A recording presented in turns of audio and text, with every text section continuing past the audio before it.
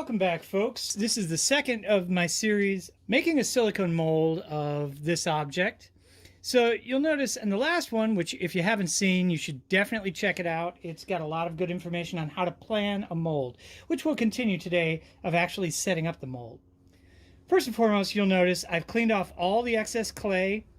So the only places you see clay are where those lines are that is filling in. It's a sulfur-free clay. It's a super cheap clay. And I'll actually use this for all of the mold making process.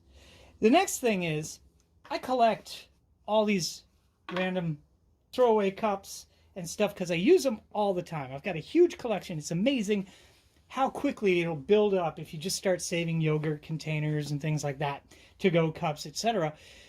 How quickly you can use these for everything. I use them for mixing chemicals. I use them for storing things. I use them for storing small parts, holding small things, use them to glue things onto, etc., etc. All you do is rinse them out real quick, toss them out, and then throw them in the bin. And we'll get to that in a little bit. So the next thing is, what am I going to use for the container to contain the walls, to contain the silicone around this? Remember, silicone is a very viscous liquid. That's how it gets such a good detail, but it'll leak out everywhere. So the easiest way to do it is something that already has solid walls. You can make walls around an odd-shaped thing using foam core or really anything you've got laying around. But plastic is a really easy one because it'll give you a really nice smooth wall on the outside of your mold, as well as this stuff will never leak. Right? So it's kind of easy.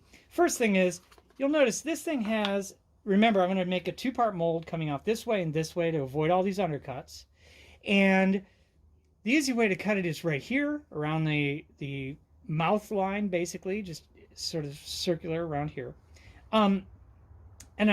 Ideally, you want about 1/4 to 1/2 inch around the entire object of silicone so that it'll have a little integrity. Now, there are some exceptions. For example, the tip of this nose can be in the more 1/8 inch to 1/4 inch area because, see, all of this meat around here, this is all this empty space is going to be silicone.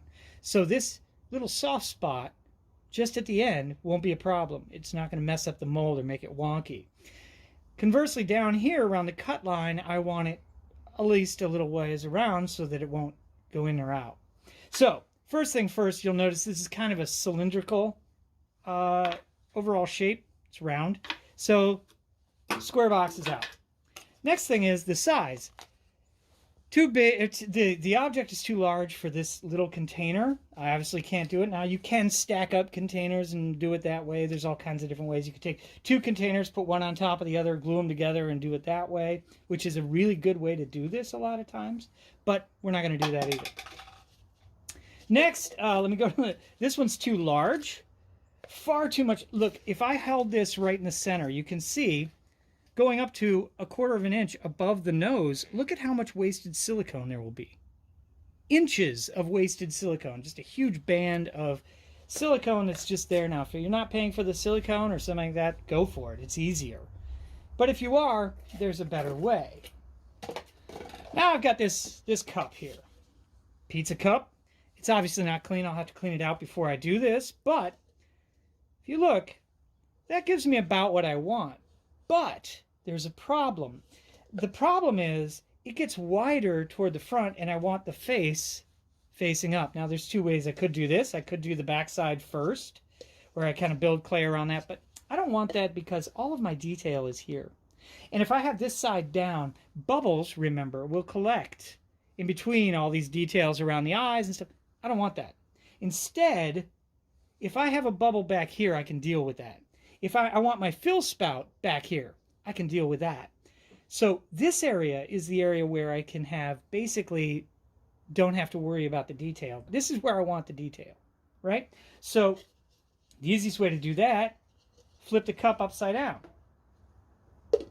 Do it like that. Now, obviously, I don't need all of this cup, and it's pretty close to being the right size around the bottom, so I'm going to cut the cup.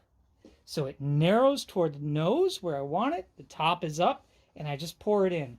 Now, here's the problem. What about the bottom of the cup? It's going to leak everywhere, right? Of course. So what I do is I take a nice small piece of usually MDF or something that is covered like a melpomene covered board. A melpomene covered board like this, in case you don't know what melpomene is, it's that plastic coating that they put on the outside of the MDF that they build a lot of cheap furniture out of. You can literally find this stuff at the side of the road almost anywhere in a decent sized city. So, all I need is a board that's big enough to cover the flat of this. The other nice thing about the melpomene is it's extremely flat, it's non-porous, and it'll give me a good surface to glue to, okay? So, the first thing we want to do is set up our model in place. So there's several ways I can do that, but the easiest way is to mark out the area that I need using this cup. So I want to put the cup in a nice area, take a Sharpie, go around the outside, boom. That tells me my dimensions of the base of my mold. Now all I have to do is place this in such a way that it'll work for that base and use the usable space. Next thing I have to do is I have to set this off the base high enough so that I have at least 1/8 of an inch past these ear tips of silicone, which means the easiest way to do this, again, thinking ahead, is to put some sort of a post to hold it that will also act as my fill spout. Brilliant, right? The other thing is, it's not such a bad thing to have these ear tips very close to the top of your mold. Here's why. You can poke little holes, and that'll allow all the gas to escape when the resin is filling it up. That's a really good idea, because remember, when I fill this mold, it's going to be flipped over. So the face is down, that's why all the bubbles will come this way while I fill it up. Then you take your highest point, that's the tips of these ears, those are definitely going to get filled with bubbles, unless I put a little relief hole in there. And then when I pull out the positive, I just snip those little buds off, I cut off the fill spout, and I've got my model. So, easiest way to do a fill spout. In my opinion, one of the greatest things to use for fill spout is a hot glue stick. Cool thing about this is this 3/8 inch stick, 3/8 inch in diameter, I can cut this to any length I want quite easily with a knife and stick it on. And I can literally use the stick itself to glue itself to it just by applying some heat. So the first thing I want to do is get the length of this stick right. If I put my fill spout on the back, again, remember I mentioned this is the easy part to cut away and clean up. So my fill spout should be cut just about there. I need just over 1 inch. Take some old scissors, snip it off just the length I want. Put a little fresh hot glue on there. It'll stick really well, and then just bond it to my piece. There. Now, quick thought, in case you're wondering about hot glue, is first of all, what if your sculpture is in clay or something like that that doesn't work with hot glue? Fine, use clay to create this post.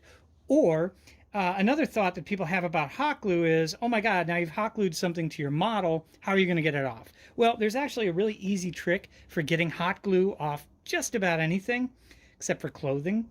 And unfortunately, what it is alcohol. Rubbing alcohol will make hot glue essentially stop sticking to whatever your object is. So now we're going to do the other half. We're going to stick it so that it's nice, kind of right in the middle. Especially, we're paying attention to these two jowls. These are the largest, widest parts, and we want to make sure that those get into the widest part of the cup. So I'll probably cheat it a little bit, so the ears will get really close to this edge. Not going to be a problem because of the taper of the cup, but I don't want to get it to within 1/8 of an inch again. So I'll probably just cheat it a fair amount like that. And again, I'll use the hot glue to stick it down. Makes it very easy, very quick, and fairly clean. Also, keep in mind, you'll be using hot glue for putting the base of the cup onto the melamine covered board. To do that, you're going to need a hot glue gun anyway, so it's a good idea to keep it fired up. Keep in mind, silicone is a very viscous material, so leaks are your enemy. So you want to do as much as you can to keep it from leaking. But let me tell you a few hints. Number one, water clay does not work to stop a leak very well. Partially because the silicone will just push it out of the way. It's too weak. It doesn't have enough strength to hold that. Even though it's just a little bit, that's a lot of hydraulic pressure on a very small little pinpoint. So it'll push through and it'll leak. It'll also lift the clay up off. So a lot of people think, oh, I'll just mush it down and smear clay around it. That's simply not strong enough to hold this in place. So there's two things I'm going to do next. The first thing I'm going to do is glue this down. And keep in mind, I don't have to worry about the tongue yet, because the tongue is going to be added when I have the top layer of my cut line laid out. The other reason for doing it in this order, so that the top of the cup is down, which seems counterintuitive. If I'm filling it with this viscous liquid, why not have the narrow part down that's closed off, and that way it's guaranteed not to leak. That's true. But notice how much more room I have up here than I would trying to reach in through here. That's important, because the room here means that I can get in there and clean that clay that I'm about to build up around this thing off. And I want all that clay out that I'm going to use as a base. So two things here. First is, I don't need to clay up all around everything. All I need to do really is build a shelf, essentially, around here. So I can actually not touch most of the model with the clay. There's other ways of dealing with this. Some people will wrap the lower part of their object in cellophane, for example, and that will work. But for me, it's just quicker and easier to build a wall up using the clay itself. Now, a couple little things about plastiline. Plastiline, if it's cold, is fairly hard. When it gets warm, and you can see this got other plastiline all mixed in with it. When it gets warm, it gets very gooey. And the warmer it gets, the easier it is to knead and model. But it also becomes very sticky. You can see just by touching this, and this is actually fairly cold at this point, you can see it's sticking on my fingers. Well, it's not a big deal. You can wash it off quite easily, but it becomes difficult when you're working with it if it's sticking to everything. So the best way to warm it up, now there's several ways. You could stick it in the microwave. You could put a heat lamp on it, which is just basically any clamp lamp with an old-fashioned bulb in it, and that'll heat up very quickly. But the easiest way is to knead it in your hands. And let me tell you, if you're one of those people who's considering buying one of those hand workout devices, I'd say sculpt instead. Pick up some clay. Once you start working clay, and you'll see that as I knead it, it's going to get softer and softer. And as you work clay, your hands will get quite a workout. So an easy way to impart some heat without working out your squeeze muscles is just give it a roll like that and then keep working it. You work it thin, and then you can fold it in on itself and kind of work it into a ball, get it to where you want it. Plastiline's fairly easy to work with. It's reusable, which is wonderful. This stuff, as you can probably tell, I've had for years. I've used it for probably thousands of molds, certainly hundreds. So, once you get your plastiline kind of built up, then you want to start laying it in. And what I usually do is just build kind of a column around the piece without touching it as much as I can. The only reason for that is just to keep it cleaner. That way I don't have to clean off a lot of excess clay after I make the first half of the mold. Once the first half of the mold is poured up, I just want that edge to have some clay on it where the split line was. Otherwise, I just as soon not have to clean up any clay at all. So with this one, I can already tell I'm going to have to clean up around the ears. That's going to be covered with clay. The nice thing is those are the most accessible areas toward the top of the mold, which is also the most open part of the mold. So it'll be fairly easy to get in there and clean them up. So I'll bring you back after I have this built up, this shelf, and I'll show you where I'm going from there. Okay, now I've brought you down a little bit closer to the level of where I'm working to show you something very important. Keep in mind, most of this is hollow, and it doesn't really matter. It doesn't matter that none of this is cleaned up. What matters is this top edge. This is going to be the edge that's going to be caught in the silicone. So what is very important with this edge is that it should be as perpendicular to the piece as you can get. Let me explain. It's all right if it undulates up and down as I go around. I want it flat this way. Okay, so it can go like that, like this. I want it to come straight out to the sides. I don't want it angling down in either direction. So I don't want this, and let me show you from this angle. I don't want this angle or this angle. I want this angle. Does that make sense? So what I'm going to do is now, and I like using, I've got a lot of sculpting tools. I've been doing it for years, but this is a nice little paddle. It's a cheap one. I've had this for literally probably 35, 40 years. And what I like to do is use something like this. It's sort of like a spoon almost, although it's flat. So it's like a spatula, I guess. And what I'm doing is letting the model push through where it wants to. Luckily, this model's not made out of clay. If this were a clay model, I'd have to use a lot more care to work the differences. And there are a lot of different things that I would do. For example, if this were a clay model, I would spray the clay piece with crystal clear, which would help put a barrier on it. You can use anything really, as long as it doesn't eat away at whatever you sculpt it out of. The other thing that I would do is use a much softer clay than the clay that I sculpted with. Which sounds counterintuitive, but let me tell you, if you want to sculpt a lot of detail, you want very, very firm clay, because that's what holds the small details. Okay, so what I'm going to do is kind of work my way around, bringing this edge down, and all these little tidbits, we're going to clean those up in a minute. I'm just doing the basics right now. Notice I'm doing this without the cup attached yet. That's because I want to be able to get into the side of it without having to fight the cup. I don't want to have to be coming in from the top. I will do that in a minute. I'll show you how that works. But for right now, I want to work my way around and clean this edge up as nice as I can. I don't worry too much about the outside edge because we're going to be going in and filling that in. But that's easy. That's just against this flat surface. Doesn't matter. What I want to do, this looks like an ad for Blaze Pizza. What I don't want to do is have any voids between the model and the clay. And you'll notice how nicely this clay, even though it's the cheapest plastiline there is, and it's very, very sticky. But the nice thing is, see how easily it's filling in, even in those little areas in between the hair on this particular model.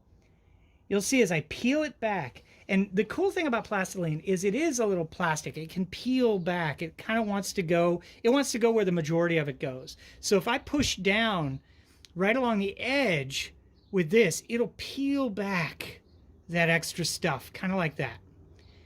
And you can actually pull back a little bit with this, and it'll roll it away and take it off cleanly from the edge. It's not going to work for these little bumps like that, and I'll get into those in a minute.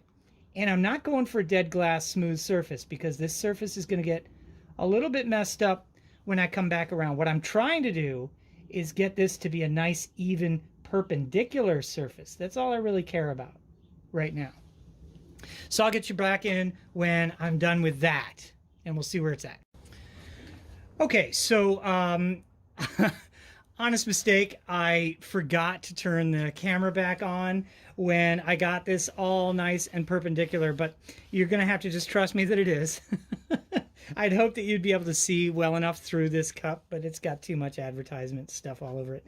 But the bottom line is it's relatively smooth and it's coming perpendicular. The perpendicular is the important part. I want to glue down all around this edge because remember, that clay is not enough to hold back the silicone. If the silicone finds a way through, it will take it. So I don't want any leaks to come out of the bottom of this. If it does leak into the bottom portion here, it's not the end of the world. It's just going to take some of that extra silicone away. That's okay. What I don't want it to do is completely spew out the side and I lose almost all my silicone. Okay, just a couple really quick hot glue tips. First of all, when you're running a hot glue gun, the gun heats up. But keep in mind, you're not heating up the gun, you're heating up the glue. So you want to go at the pace that the glue is capable of doing. You also don't want to use a super hot gun because then you risk the chance of melting the plastic. The other thing that I want to do is I want to run the bead of glue just above that little lip that's on the cup. You know the cup has that rolled over lip? I want to use that lip to lock it down. So what I will do is I usually run a single bead around the outside of that lip up against the melamine so that I can get a good bond there. Then I go up on the inside of that lip and run another bead of glue around that to make sure that it's locked down. And I'm looking for, if there's any little holes or anything like that, I want to fill those in with the hot glue as I go around. Make sure that it's completely locked down and there's nowhere that the silicone will leak out, even though it probably won't even get down there during the fill. It may get past. That's fine, because now you've got this second barrier. Now the next thing is, I want to glue it down before I cut this off, because, hear that? The cup is now rigid. It's locked down, the base is solid, so now all I have to do is I can make this cut a lot easier. So, if the cup itself has manufactured lines like this one does, there's this great line right here I could use. The other thing is, it doesn't have to be a clean cut. I'm not gluing this top end to anything. All I'm doing is giving myself room to work in there and giving myself walls to hold that in. So the key is, I don't want that wall to go too low. The second thing that's very important is the cup expands out, and I want as much room as I can work with. So I want to take it down far enough so I can have enough room to work and finish that wall on the inside. So next I'm going to take an X-Acto knife, follow one of these lines around that I think will get me deep enough to get me so that I can do it. So you start by just poking it in, and these cups are notorious for wanting to kind of cut strangely. It helps if you have a new sharp blade. I don't on this one. This is an old scalpel blade. I've been using it for a while, and I should change it out, but I'm far too lazy.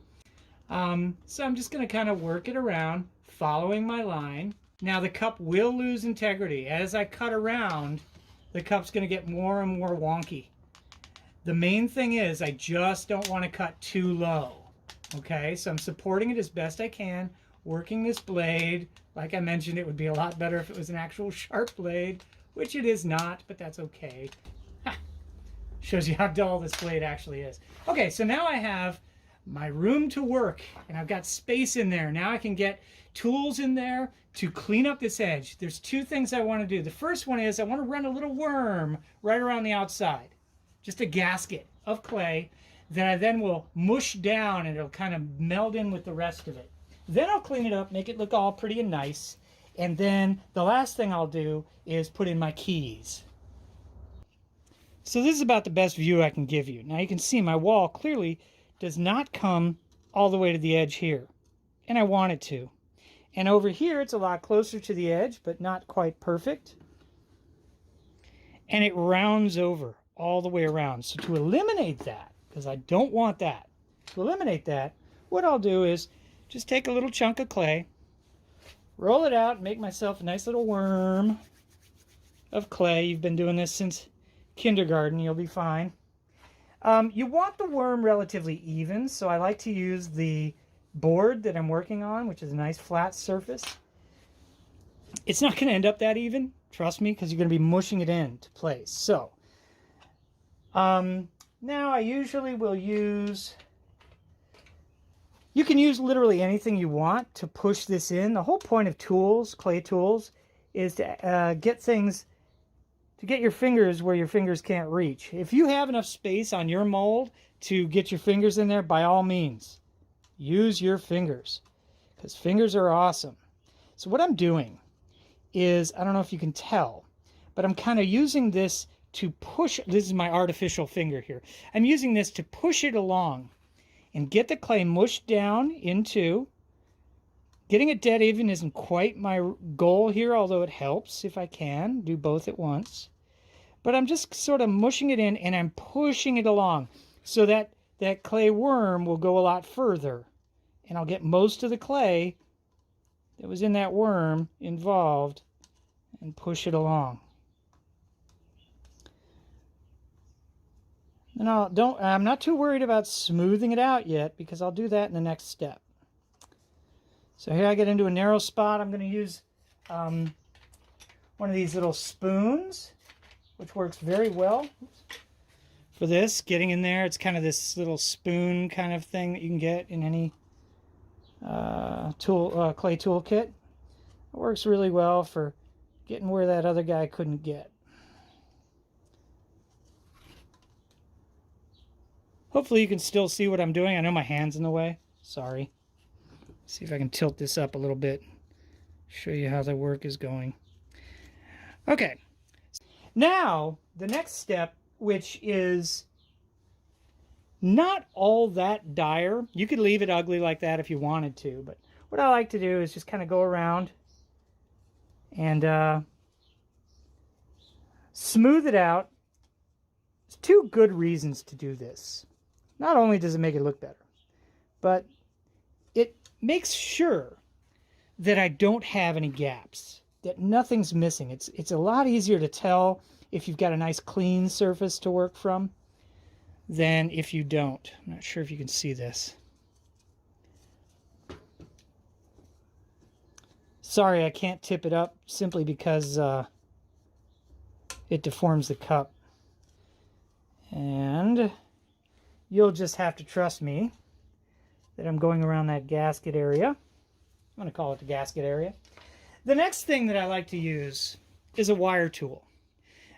This one, they often come like that with a higher edge and a lower edge, and you can use that. You just have to kind of angle it. This one is one I modified. I actually make tools all the time, but I don't know how well you can see that. But let's see if I can get it. There we go. So it's squared off, and that's really nice. The other thing is the wire tool does not push the clay; it cuts it. So you can see it's cutting the bits of clay, the extra clay off, and that'll lead to a much cleaner line. Now, depending on your cup, it may actually be beneficial to have that angle on this so that you can follow the angle of the cup and get it straight, which is the case in part of this cup here. So let me demo that. You can use literally anything. You can use a cut flat popsicle stick if you want to smooth this out. And I've done that quite a bit. I've actually done that on movie molds that we've done before. And anything that'll fit in, and I mean fit in between where you're working, not fit in with its peers, and allow you to work where you need to. That's the point of a tool. And making tools is cool. So there. Okay.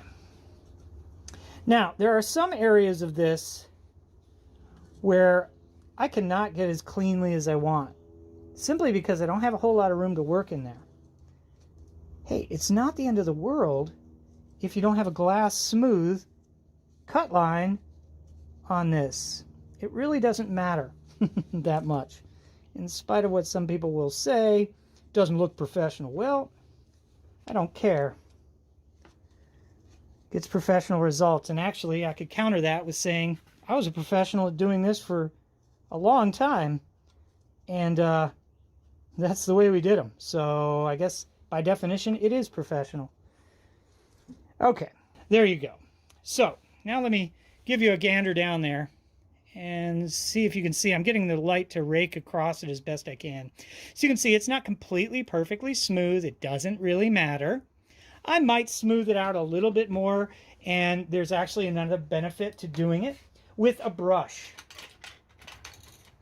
And here's why. Again, you can see a little bit if it's going to leak. You want a semi-stiff brush. This is just an artist brush. I've been literally using this one for about 30 years with my clay. One other thing. Plastiline becomes more viscous with alcohol. Why do I say it that way? A lot of people say alcohol breaks down plastiline. It doesn't. What it does is makes it flow. It's like adding water to water-based clay. When the water, or in this case the alcohol, evaporates out again, it'll go back to its ordinary condition. It'll be just as firm as it ever was. In fact, as I mentioned, I've been using this pile of clay for years and years and years. I've used buckets of alcohol on it, and it's still clay. What it does is it makes the clay much easier to work with. It smooths it out very well. And the alcohol that I use, in spite of what people may say, oh, you can't use the off-the-shelf stuff. Yes, you can. It is 70% alcohol, which means it's 30% water. Hey, that's fine. We don't actually want much more than that. All right, so what I often do is I'll pour a little alcohol into the cap, and that's about all I'll use for my bucket to dip into. You can see, again, this alcohol, very dirty. In fact, I list it as dirty alcohol because I've used it over and over again, and I just dump it back into the container. Doesn't matter. I have clean alcohol that I'll use if I'm doing something that requires it, but otherwise I use this as long as I need to. I don't want to drench my brush because I want to have control of what I'm doing. And to control what I'm doing, I need to control the amounts of thinner I'm using. In this case, alcohol. Now, what can happen? You can pick up bits of your clay off from your wall that you're creating and carry them up onto the model by accident if you bump the bristles up against the model. It's not the end of the world. It's not the end of the world. All you do is lift your brush up, clean it off, and brush those little bits of clay that you just accidentally transferred onto that. Now, the nice thing about the brush is kind of like miniature fingers. It'll get into all those little nooks and crannies where your fingers can't reach and smooth that clay out. As the alcohol gets into the clay, it'll start to soften up.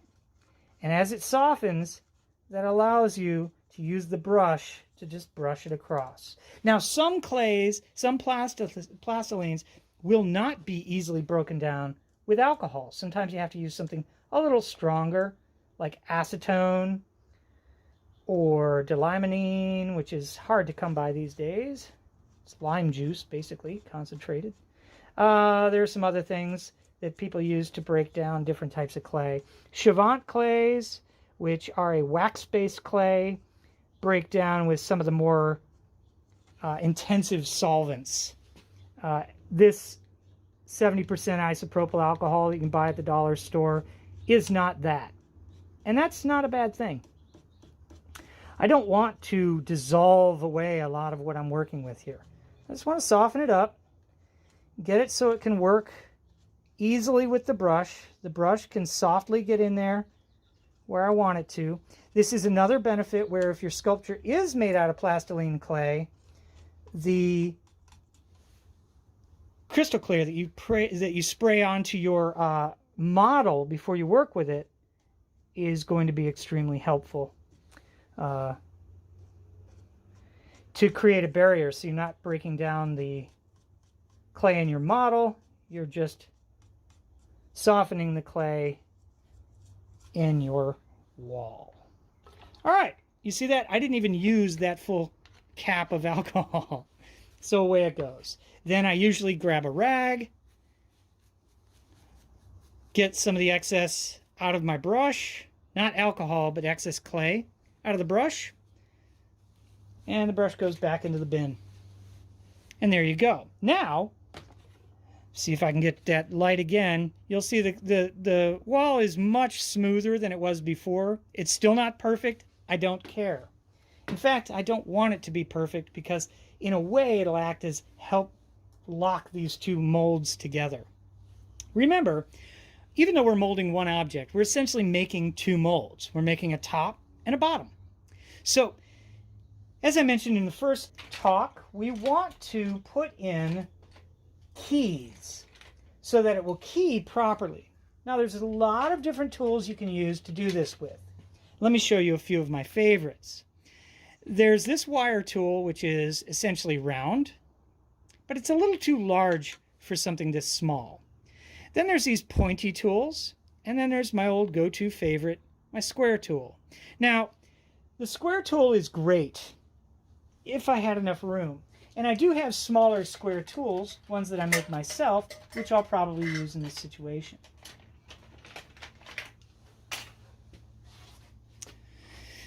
This is one of my old homemade tools, and I've literally had this for about 35 years. All it is a piece of what's called music wire. You can buy it at any hobby shop, and a piece of brass. I kind of wish I would have made this handle a little larger, but whatever.